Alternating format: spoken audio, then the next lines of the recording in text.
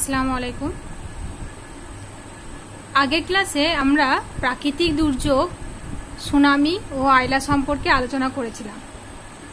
Tsunami নিয়ে বলেছিলাম আমরা, সুনামি হচ্ছে সমুদ্রের তলে যখন ভূমিকম্প সৃষ্টি হয় তখন সমুদ্রের জলটা যখন সমুদ্রের উপকূলবর্তী অঞ্চলে আছড়ে পড়ে তখন সুনামি দেখা যায়, তাই তো।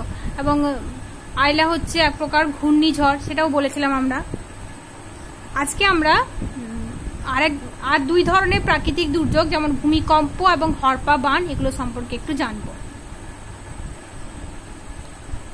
দেখো, সেদিন যখন স্কুল থেকে ফিরছিল গীতালি এবং তার বন্ধুরা, তখন তারা এই সুনামি এবং আইলা সম্পর্কে আলোচনা করছিল, তাই তো। তো এদিনেও তাই সুনীল বলছে যে সমুদ্রের নিচে কিভাবে ভূমিকম্প হয়, এই কথাটা আমি বুঝতে পারছি না, কিভাবে সমুদ্রের নিচে ভূমিকম্প হয়। ভূমি মানে হচ্ছে তো মাটি, তাই তো। তাহলে ভূমিকম্পটা সমুদ্রে কি করে হবে? তো তখন আর একজন বলছে যে সমুদ্রে জল আছে ঠিকই, জল তো কয়েক কিলোমিটার গভীরে আছে, কিন্তু তার নিচে তো মাটি বা বালি কিছু তো আছে, পাথর বালি মাটি এসব আছে। তো ভূমিকম্প তারও নিচে হয় এবং সেই ভূমিকম্প তারও নিচে হওয়ার ফলে ওই সমুদ্রের নিচে যে জিনিসগুলো সেগুলো ওলট পালট হয়ে যায়। তো তার ফলেই সমুদ্রের জলটা তার উপকূলবর্তী অঞ্চলে আছড়ে পড়ে। তো আরেকজন তখন বলছে, তাহলে ভূমিকম্প কি বন্ধ করা যাবে না? আকাশ তখন বলল যে ভূমিকম্প তো আর বন্ধ করে দেওয়া যায় না, তাই না। আমরা তো ভূমিকম্পটাকে বন্ধ করতে পারি না, আমরা তো বলতে পারি না ভূমিকম্প তুই কেন হচ্ছিস, হবি না, আমাদের অনেক ক্ষয়ক্ষতি হচ্ছে, আর সেও লক্ষ্মী ছেলের মতো আমাদের কথা শুনবে, এটা তো হতে পারে না, তাই না। তো আমরা কিছু কাজ করতে পারি, সেটা হচ্ছে ভূমিকম্প প্রবণ যে অঞ্চলগুলো, যেমন আমি আগের দিন বলেছিলাম যে পার্বত্য অঞ্চল ভূমিকম্প প্রবণ, যেখানে ধস নামে, যেমন খনি অঞ্চল, সেই অঞ্চলগুলো হচ্ছে ভূমিকম্প প্রবণ। তো সেই অঞ্চলে যেমন পার্বত্য অঞ্চলে মানুষ কাঠের তৈরি বাড়ি করতে পারে, মানে কাঠের বাড়ি তৈরি করতে পারে, সেই অঞ্চলে কংক্রিটের বাড়ি তৈরি করলে কিন্তু সমস্যা দেখা দেবে। কংক্রিটের তৈরি বাড়ি হলে কি হবে, কংক্রিটটা মানে ভূমিকম্পের ফলে ভেঙে যাবে এবং মানুষ চাপা পড়ে তাড়াতাড়ি মানুষ মারা যাবে, মানুষের ক্ষয়ক্ষতি বেশি হবে। আর কাঠের হলে কাঠ তো হালকা, মানুষের অতটা ক্ষয়ক্ষতি হবে না, ক্ষয়ক্ষতি তো হবে কিন্তু অতটা হবে না। এবং সেই কাঠ যখন ভেঙে যাবে সেই কাঠ দিয়ে আবার আমরা নতুন করে বাড়ি তৈরি করতে পারবো, তাই তো। কিন্তু তখন আরেকজন বলছে, অজিত বলছে যে আমাদের এখানে তো কাঠের বাড়ি নয়। সত্যি কথাটা তো সত্যি যে আমরা তো এখানে কাঠের তৈরি বাড়িতে থাকি না, তাহলে আমরা কি করব ভূমিকম্প হলে, আমাদের কি করা উচিত? দেখো, আমাদের এখানে যদি ভূমিকম্প হয় তাহলে আমাদেরকে কি করতে হবে, সম্ভব হলে সেই ঘর থেকে দূরে কোনো ফাঁকা মাঠে গিয়ে দাঁড়াতে হবে। যদি তা না হয়, যদি ধরো আমরা দুতলা বাড়িতে আছি, ঘরের মধ্যে রুমের মধ্যে আছি আর দ্রুত ভূমিকম্প হচ্ছে, সেই সময় যদি আমরা বাইরে ছুটে বেরোতে না পারি, তাহলে শক্ত কোনো জিনিসের নিচে আমাদেরকে বসে যেতে হবে, যেমন কোনো টেবিল বা শক্ত কোনো চেয়ার বা খাটের নিচে আমরা বসে যেতে পারি। তো এই কাজগুলো আমরা করতে পারি। তো এইসব নিয়ে পরদিন ক্লাসে সবাই মিলে আলোচনা করছিল ভূমিকম্প নিয়ে। তখন গীতালি বলল যে আর কি কি প্রাকৃতিক দুর্যোগ হয়। তখন স্যার বললেন যে বন্যার কথা তো তোমরা সবাই শুনেছো, তোমরাও নিশ্চয়ই শুনেছো বন্যার কথা। তো বন্যাও হচ্ছে আর একটা প্রাকৃতিক দুর্যোগ। তো দেখো, পাহাড়ি অঞ্চলে স্যার বলছেন যে পাহাড়ি অঞ্চলে যখন হঠাৎ করে বৃষ্টি হয়, সেখানকার পাড় ভেঙে যায়, তো সেটাকে বলা হয় হরপা বান। মানে পাহাড়ি অঞ্চলে হঠাৎ প্রবল যদি বৃষ্টিপাত হয় তাহলে দেখা যায় হরপা বান। মানুষ এই বন্যার ফলে খুব বিপদে পড়ে। তো তখন আরেকজন জিজ্ঞেস করছে কিভাবে হয়, জলটা তো নদী দ্বারা বয়ে চলে যায়, তাই না, তাহলে কিভাবে এই হরপা বান হয়? দেখো, জল নদী দ্বারা বয়ে চলে যায় ঠিকই, কিন্তু অনেক সময় কি হয়, জলে পলি জমা হয়ে যায় এবং পলি জমার ফলে নদীর গভীরতাটা কমে যায়, তাই না। তো সেই নদীটা বেশি জল বয়ে নিতে পারে না, আর হঠাৎ যদি প্রচুর বৃষ্টিপাত হয় তাহলে কি হবে, সেই জলটা নদীর দুকুল উপচে পড়বে, তো তার ফলে বন্যা বা হরপা বান দেখা দেবে, তাই তো। তো যাই হোক, এটা হচ্ছে তোমাদের পাঠ্য বইয়ে যেটা গীতালি এবং তার বন্ধুদের যে কথোপকথন, সেটা আমি তোমাদেরকে বললাম। এবার আমি তোমাদেরকে ভূমিকম্প নিয়ে আর একটু ভালো করে বলবো যে ভূমিকম্পটা কি। দেখো, আমি একটা ছবি এঁকেছি এখানে, এটা হচ্ছে ভূমিকম্পের ছবি। এটা হচ্ছে ভূমিভাগটা, যেখানে আমরা দেখো গাছ আছে, এখানে ঘর বাড়ি আছে, তো এখানে আমরা বসবাস করি। এটা মানে মাটির অনেক নিচে গভীরে, এটা হচ্ছে যেখানে ভূমিকম্প সৃষ্টি হচ্ছে, এটাকে বলা হয় ভূমিকম্পের কেন্দ্র। যেখানে ভূমিকম্প সৃষ্টি হচ্ছে সেটা হচ্ছে ভূমিকম্পের কেন্দ্র। তার মানে প্রাকৃতিক এবং মনুষ্যসৃষ্ট বিভিন্ন কারণে হতে পারে। তো প্রাকৃতিক ও মনুষ্যসৃষ্ট কোনো কারণে ভূমি তলদেশে যখন ক্ষণিকের জন্য কম্পন সৃষ্টি হয়, আর সেই কম্পন যখন ভূপৃষ্ঠে পৌঁছে যায় তখন ভূমিকম্প সৃষ্টি হয় আর কি, ভূমিকম্প হয়। এই যে দেখো এখানে এটা হচ্ছে কেন্দ্র, ভূমিকম্পের কেন্দ্র, এখানে ভূমিকম্প সৃষ্টি হলো। তারপর এই ঢেউগুলো আস্তে আস্তে দেখো বাড়তে থাকছে, বাড়তে বাড়তে বাড়তে বাড়তে যখন ভূপৃষ্ঠে এখানে পৌঁছে যাচ্ছে, এটাকে বলা হয় ভূমিকম্পের উপকেন্দ্র। কি বলা হয়? উপকেন্দ্র। দেখবে আমরা যদি ধরে নাও এখানে একটা পুকুর আছে, এখানে যদি আমরা ঢিল ছোড়া হলো, তাহলে কি হয়? এখানে জলটা এইভাবে চারিদিকে ঢেউটা বাড়তে থাকে, তাই তো? তোমরা দেখবে পুকুরে যদি এভাবে ঢিল নিক্ষেপ করো, তাহলে দেখতে পাবে ওই কম্পনটা মানে ওই তরঙ্গটা আস্তে আস্তে বাড়তে বাড়তে মানে এইভাবে আস্তে আস্তে বাড়তে বাড়তে বাড়তে বাড়তে বড় হতে থাকে। ঠিক একইভাবে ভূমিকম্পের কেন্দ্র, ভূমিকম্প সৃষ্টি হলো, তারপর ওই তরঙ্গটা বাড়তে বাড়তে বাড়তে বাড়তে এখানে পৌঁছে গেল, ভূমিতে পৌঁছে গেল। আর যেখানে ভূপৃষ্ঠের উপরে যেখানে পৌঁছাচ্ছে এটাকে বলা হয় ভূমিকম্পের উপকেন্দ্র। এটা কেন্দ্র, এটা হচ্ছে উপকেন্দ্র। এরপর যখন এই যে ভূমিকম্পটা পৌঁছে যাচ্ছে, তো তার ফলে কি হচ্ছে? এই উপরে ভূমিকম্প দেখা যাচ্ছে, এই যে মানে এইভাবে হচ্ছে। তো তার ফলে কি হয়? উপরে জিনিসটা ওলট পালট হয়ে যায়, তাই তো? অনেক সময় আমরা দেখি যে বহুতল বাড়ি ভেঙে যাচ্ছে, রাস্তায় ফাটল দেখা যায়, এরকম সমস্যা হয়। এরপর আমরা ভূমিকম্পের কিছু কারণ জানবো, ভূমিকম্পের কারণগুলো জানবো, কি কি কারণে ভূমিকম্প হয়।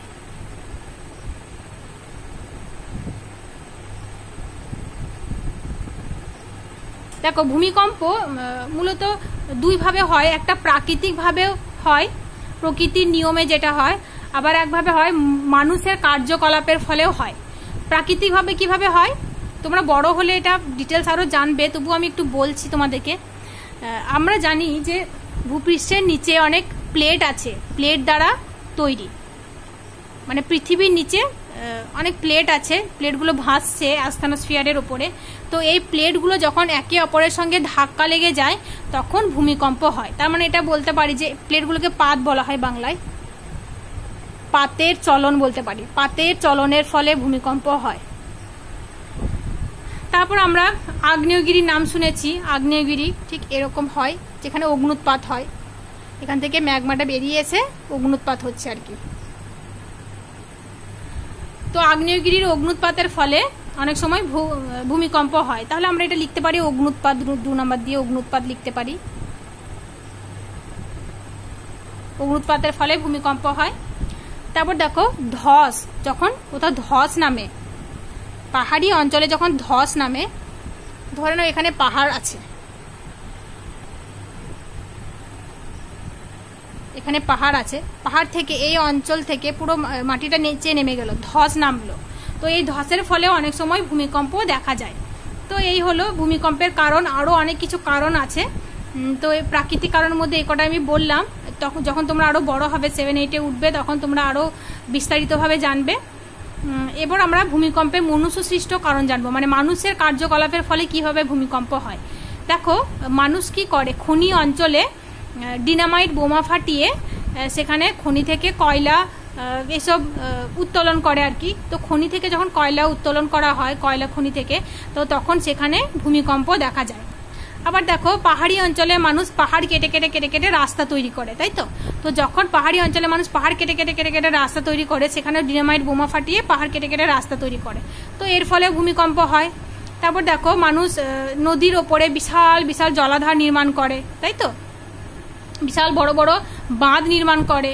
তো এই যে বড় বড় বাঁধ নির্মাণ করা হচ্ছে, তো এর ফলে ওপরের যে বাঁধটা, তার একটা চাপ পড়ছে মাটির ওপর, এই চাপের ফলেও ভূমিকম্প দেখা দেয়।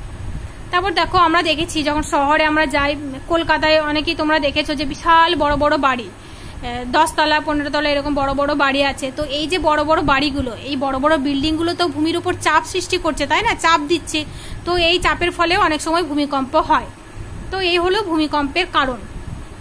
এরপর আমরা জানবো যে ভূমিকম্পের ফলাফল কি, ভূমিকম্পের ফলে আমাদের কি হয় সেগুলো একটু আমরা জানবো।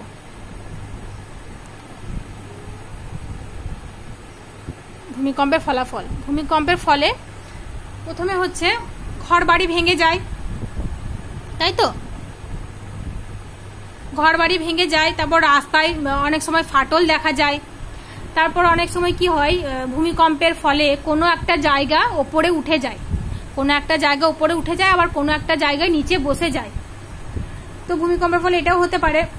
তারপর অনেক সময় ভূমিকম্পের ফলে নদী তার গতি পরিবর্তন করে, দিক পরিবর্তন করে। মানে ধরে নাও নদীটা এদিক থেকে এদিকে প্রবাহিত হচ্ছিল, কিন্তু ভূমিকম্পের ফলে তার কোনো একটা জায়গায় উচ্চতা ওঠানামার ফলে তার গতিবেগটা মানে দিকটা পরিবর্তন হয়ে এদিকে চলে গেল, এইভাবে বইতে থাকে। তো এটাও হয়ে থাকে ভূমিকম্পের ফলে। তারপর দেখো ভূমিকম্পের ফলে অনেক পশু পাখি মারা যায়, অনেক পশু চাপা পড়ে যায়, ঘর বাড়ি চাপা পড়ে যায় অনেক, তার ফলে অনেক পশু মারা যায়, অনেক গাছপালা ভেঙে যায়। আর সেই গাছপালাতে যেসব পাখিরা থাকে তাদের মৃত্যু হয় আর কি, তাই তো। তো ভূমিকম্পের ফলে অনেক সম্পত্তিহানি হয়, ভূমিকম্পের ফলাফল আমরা জানলাম। এরপর হড়পা বানটা আমরা জানবো যে হড়পা বানটা কি। বললাম যে যখন পাহাড়ি অঞ্চল, হড়পা বানটা বিশেষত পাহাড়ি অঞ্চলে হয়, যখন হঠাৎ করে খুব বেশি বৃষ্টিপাত হয়, প্রচুর পরিমাণে বৃষ্টিপাত হচ্ছে এবং বাঁধ ভেঙে যাচ্ছে, গাছপালা ভেঙে যাচ্ছে, তো এর ফলে হড়পা বান দেখা যায়। বন্যার চিত্র তোমরা দেখেছো আশা করছি, তবু আমি তোমাদের একটা বন্যার ছবি তোমাদেরকে পাঠাবো, দেখে নেবে সেখানে। তো বন্যা কেন হয়, বন্যার কারণ তোমরা জানো, তবু আমি বলছি। দেখো হঠাৎ করে যখন খুব বেশি পরিমাণে বৃষ্টিপাত হয় তো তার ফলে বন্যা হয়। আবার নদীর নাব্যতা যখন হ্রাস পায়, মানে নদীর গভীরতা কমে যাচ্ছে, পলি জমে জমে নদীর গভীরতা কমে যাচ্ছে, তো তার ফলে নদী বেশি জল ধরে রাখতে পারছে না, তো তার ফলে বন্যা হচ্ছে, তাই তো। তারপর গাছ কেটে দেওয়া, গাছ কেটে দেওয়ার ফলে বন্যা হয়, এটা পরোক্ষভাবে হয়। যেমন গাছ কি করে, মাটিটাকে তার শেকড়ের দ্বারা আঁকড়ে ধরে থাকে, তাই তো। তো গাছ কেটে দেওয়ার ফলে কি হয়, মাটি সেই জায়গায় মাটি আলগা হয়ে যায় এবং সেই মাটিটা গিয়ে জলাশয়কে ভরাট করে দেয়, আর জলাশয় ভরাট করার ফলে বন্যা দেখা যায়, একটু বৃষ্টিপাত হলেই বন্যা দেখা দেয়, তাই তো। তো এ হলো বন্যার কারণ। এবং আমরা বন্যার ফলাফলটা একটু বলে দিই। বন্যার ফলে দেখো অনেক ঘর বাড়ি ভেঙে যায়, মানুষ ভেসে যায়, তারপর অনেক গাছপালা ভেঙে যায়, অনেক পশু পাখি মারা যায়। তারপর বন্যার ফলে মানুষের অনেক রোগ দেখা দেয়, অনেক সময় এই যে অনেক জ্বর হয়, টাইফয়েড হয়, এইসব রোগগুলো হয় আর কি বন্যার ফলে। তো এ হলো বন্যার একটা ফলাফল। এরপর ওই যে বললাম ভূমিকম্প প্রবণ অঞ্চলে, মানে ভূমিকম্পের যেসব অঞ্চলগুলিতে ভূমিকম্প প্রবণ সেগুলোতে আমরা কি করব। ওই যে প্রথমে আমি বললাম ভূমিকম্প প্রবণ অঞ্চলে কাঠের তৈরি বাড়ি নির্মাণ করতে হবে, তার ফলে মানুষের ক্ষয়ক্ষতি কম হবে। আর একটা হচ্ছে আমরা যেখানে থাকি এখানে তো কাঠের বাড়ি নেই, এখানে কি করতে হবে, আমাদেরকে সম্ভব হলে ভূমিকম্প হওয়ার সময় দৌড়ে বাইরে কোনো একটা ফাঁকা মাঠে গিয়ে দাঁড়াতে হবে। আর যদি না পারি তাহলে আমি সেই ঘরে থেকেই কোনো শক্ত কোনো জিনিসের নিচে আমি থেকে যাব, বসে যাব, মানে কোনো চেয়ার টেবিল বা খাটের নিচে বসবো। তো যাই হোক, বন্যার সময় আমাদের অনেক কিছু করা দরকার। যেমন যে অঞ্চলগুলো বন্যা প্রবণ সেই অঞ্চলে আগে থেকে আমাদেরকে পূর্বাভাস দিতে হবে, রেডিও গণমাধ্যমের মাধ্যমে, টিভির মাধ্যমে, যে এই অঞ্চলগুলো ভূমিকম্প হওয়ার মানে বন্যা হওয়ার সম্ভাবনা আছে। আর সেসব মানুষদের মানে দুর্যোগ কবলিত যে মানুষগুলো, যে অঞ্চলে বন্যা হচ্ছে সেই মানুষগুলো তো অনেক অসহায় হয়ে পড়ে, তো তাদেরকে আমাদেরকে সাহায্য করতে হবে, তাই তো। তাদেরকে ত্রাণ সামগ্রী মানে খাবার, জল, ওষুধ এইসব দেওয়া প্রয়োজন এবং তাদেরকে সেখান থেকে নিরাপদ কোনো স্থানে রাখতে হবে, তাই তো। তো এই হলো প্রাকৃতিক দুর্যোগ, ভূমিকম্প ও হড়পা বান। আশা করছি তোমরা বুঝতে পেরেছো। আর এই চ্যাপ্টারের আমি কিছু কোশ্চেন এবং অ্যান্সার তোমাদেরকে দিচ্ছি, তো সেগুলো ভালো করে পড়ো। আর তোমাদের বুঝতে কোনো অসুবিধা হলে আমার সঙ্গে কন্ট্যাক্ট করবে, আমি অবশ্যই তোমাদেরকে আবার বুঝিয়ে ভালো করে বলবো। আসসালামু আলাইকুম, ভালো থেকো।